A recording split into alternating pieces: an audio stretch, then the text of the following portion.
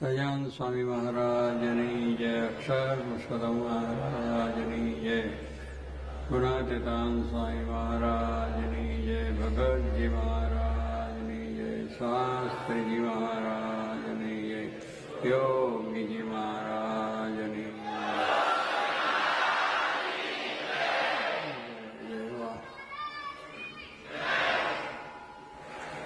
મારે કે ભગવાન ભૂલીને કોઈ કાર્ય ના કરો. બીજાનું જોવા કરતાં આપણું જોવાનું છે કે આપણે ક્યાં આગળ છીએ, તો આપણને સાચો ખ્યાલ આવે ને. પણ આખો દિવસ બીજાનું જોયા કરીએ, બીજાનું સંશોધન કર્યા કરીએ, એમનું આપણું શું કર્યું? આપણે તો ભગવાનને રાજી કરીને પ્રસન્ન કરવાના છે, હરિભક્તો એક અમારે બધાએ. તો એમાં આપણે કેટલા વધ્યા છે, એમાં આપણે કેટલું શું કર્યું છે એ જોવાનું છે. પણ સંશોધનકારોને એક આદત જ હોય છે કે બીજાનું સંશોધન કર્યા જ કરે. ત્યારે એને શાંતિ થાય, ત્યારે એને ઊંઘ આવે અને ખાવાનું પચે. એ સિવાય પચે નહીં. બરોબર છે ને હું કહું છું?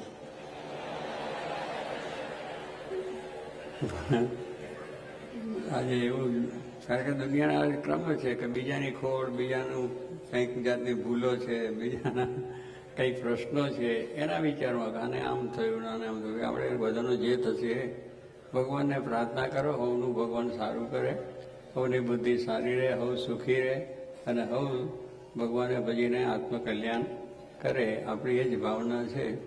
એટલે એનો જ વિચાર હંમેશા કરવો કે સુખ્યા કેમ થાય, ભગવાનનું ભજન કેમ કરે, પોતાના વ્યવહારમાં કુશળતા આવે, શાંતિથી સુખેથી જીવન જીવે. આ બધી વસ્તુ છે એ મહારાજને પ્રાર્થના કરવી એટલે વાંધો આવે નહીં અને સુખ્યા સર્વ પ્રકાર રહેવાય. એટલે આ પ્રમાણે આ જગતમાં અત્યારે એવું છે જ બધું, પણ એ તો ચાલ્યા જ કરશે. જગત જ્યારથી થયું છે ત્યારથી આ બધી વિટંબનાવાળું જગત છે જ, અને એમાં આપણને આ બધા સુખ દુઃખ બધા આયા જ કરે છે. ચડતી પડતી પણ આયા જ કરે છે. અને પૂર આવે છે ને પૂર પાછું થઈ જાય છે. એટલે એવું તો હોય જ. પણ સ્વામી કહે છે ભગવાન આપણે જે કરવા આવ્યા છીએ એનું પૂર આપણે ઉતરવું જોઈએ નહીં. એ બરોબર ચાલવું જોઈએ.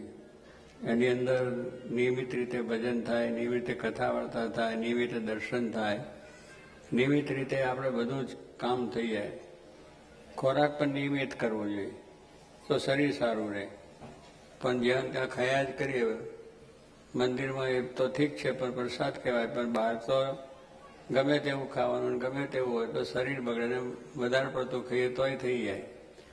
પણ આપણે સ્વામી કહે છે જેટલું શરીરને પચે એટલું જ આપણે જમવું. પથ્ય એટલે આપણને કોઈ જાતની મુશ્કેલી ના થાય. માણસ છે જેને ખાવા માટે જન્મ્યો હોય ને એ રીતે જ ચાલે. એમાં યુરોપના દેશોમાં જે સવારથી ઘંટી ચાલે તો રાતના 12 વાગ્યા સુધી ચાલે. કંઈક ને કંઈક ખાતા જ હોય, ચાલતા ફરતા બીજું ત્રીજું. એટલે એવું પણ હોય છે. કેટલા જણા એમાં કંઈક ખાવા માટે જ શરીર મળ્યું છે. પણ ભગવાને આપણને શરીર આપ્યું ખાવા માટે નથી. શરીર ટકે એટલા માટે ખાવાનું. ખાવાનું છે આપણું શરીર ટકે. અને એ ખાવાનું પણ કેવું કે શરીરને પથ્ય. કેટલાક તો રોગ હોય તો ડાયાબિટીસ હોય તો ઝાપટી રાખે, પછી દુઃખી થાય. પછી હવે ડાયાબિટીસ છે એટલે એ પ્રમાણે સમજીને ખાવ તો શરીર અનુકૂળ રહે, ભગવાનનું ભજન થાય બધું, અને પણ દુઃખી પડ્યા ટેવાય. એટલે એ માણસને આજે જેટલા વૈભવ વધ્યા, એટલા વ્યસનો વધ્યા, એટલા વિલાસ વધ્યા, એટલું ખાવાનું પીવાનું કપડાં એ પણ નેત નવું આમ તેમ પહેરવાનું બધું થઈ જાય. જોડા કેટલી જાતના, વસ્ત્રો કેટલી જાતના. ભાઈ એની જરૂર કાંઈ નથી. આપણે જરૂર છે એટલા વસ્ત્રો પણ રાખો. 2 જોડ 12 મહિને જોતા તો 2 જોડ રાખો, 3 કોઈકને જોતા 3 રાખો. આ તો કેટલી જોડ નાખે. એક ઓફિસનું જુદું, વળી નાઇટ ડ્રેસ જુદો, વળી હવાનો જુદો, બંધનો જુદો, કોઈને મળવા જવાનો જુદો. આ બધા ડ્રેસને શું કરવા છે એમાં? કારણ કે એમાં ઉપાધિ એટલી, ટાઈમ કેટલો, કારણ કે ક્ષણ પણ આપણી ભગવાન વિના જાય એ નકામું છે. કારણ કે જે પ્રમાણે કરવા જઈએ તો ભજન ક્યારે થાય? અમારો એક જ ડ્રેસ છે. આખી દુનિયામાં ફરીએ તો એમાં કંઈ ફેરફાર નહીં. એક જ દેશમાં આખી દુનિયા ફરીને આવીએ છીએ ને સારા માણસોને મળીએ છીએ, અને સામાન્યને મળીએ છીએ, અને ગરીબને મળીએ, અને તબંગરે મળીએ. કોઈને એમ થતું નથી કે તમે આવું કેમ પહેરીને આવ્યા. બોલતું સામેથી બોલાવીને આપણું સન્માન કરે છે. એટલે ભગવાનનો ડ્રેસ છે, ભગવાનની આજ્ઞામાં રહીને જેટલું કરીએ એટલું શોભા, એટલી આપણી વિશેષતા છે.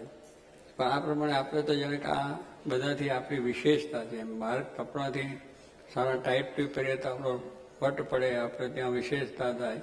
પણ કાંઈ નહીં, ગાંધીજીને સ્વરાજ લેવું હતું તો લંડનવાળાએ કહ્યું ભાઈ તમે આવો, તો ગાંધી પોતળી પહેરીને એને દોડી ઓડીને ગયા. કે આવા ડ્રેસથી લોકો નહીં પહેરવા દે તો કંઈ ના પહેરો તો મારે કંઈની જરૂર છે? મારે એની જરૂર નથી એ લોકોની જોડે વાત કરવાની. એને જરૂર હોય તો મને વાત કરે, પણ મારો ડ્રેસ તો આ જ રહેશે. એટલે જો કહેવાનું શું છે કે આપણે કેટલા ડ્રેસથી છે કે આપણે સારા ડ્રેસ પહેરીએ ને તો લોકોને કંઈક છાપ પડે કે નહીં આ માણસ કંઈક છે અને એ કંઈક બરોબર છે એમ. પણ એ કંઈ નથી. તમે તમારું ખોરાક સારો રાખો, તમારું જે પહેરવાનો પહેરવેશ છે એ પણ આપણો પોતે સાચો. આપણે બીજા પહેરવેશ ના હોય, બીજી ભાષાઓ ના હોય, બીજી ભાષાઓ આપણે બોલવી પડે, દેશ પરદેશ જઈએ છીએ એની કોઈ ના નથી.